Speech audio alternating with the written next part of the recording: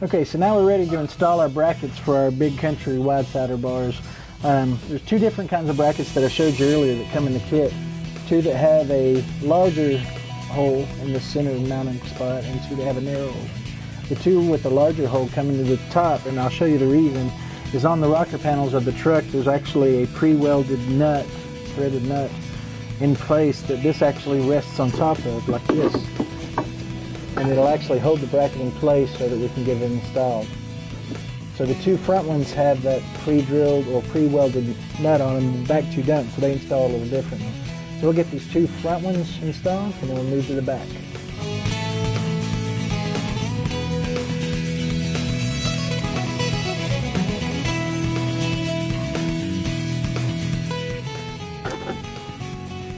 Okay, so now we've got the back brackets installed as well. Now on the back brackets there isn't a threaded nut in the rocker panel. There's actually a clip nut that you're going to use that comes with the kit. You see these rubber covers left down here, if you can see that. There's one up here that you take out and then you slide the clip nut in to give you a bolting surface. But then the bottom one is very similar to the front ones without the spacer, where you're going to use the bolt up through the bottom. There's not a threaded bolt welded to the rocker panel, so you can put the bolt up through the bottom and then use the nut, the locking washer, and the washer on the top of it to install it down. So we've got these installed. We'll come out, we'll lay a few boards on here and see which ones we like. Okay, so we laid each of the boards up on the truck and we've kind of landed on the Composite WIDESIDER 5-inch. It looks really nice on the truck. We're going to show you that in a sec. We've got to prep the board with our bolts. With the kit that come with our brackets, we've got some square-headed bolts. They're specifically to be used with these composite boards because we have the channel system on the bottom side of it. So we need 8 bolts we're going to put on.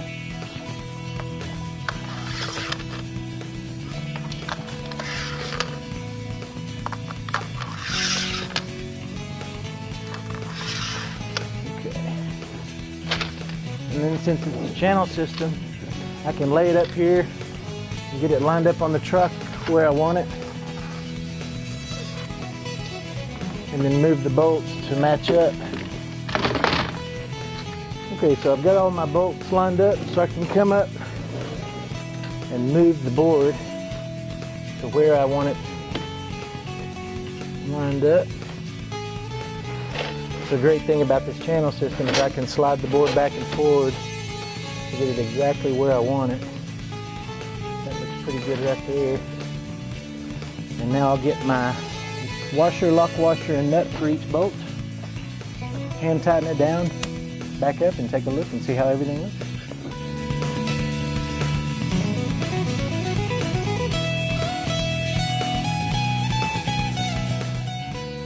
Okay, so we've got our bolts and nuts hand tightened down. We've stepped back, make sure everything's lined up, centered where it needs to be, that the boards, because we have a lot of adjustments. The way that the brackets are made, we can move it in some or move it out. We can move it front to back. But I think I'm real happy with the way that placement's looking right now, so I'm going to get my ratchet and lock everything down and we'll be done.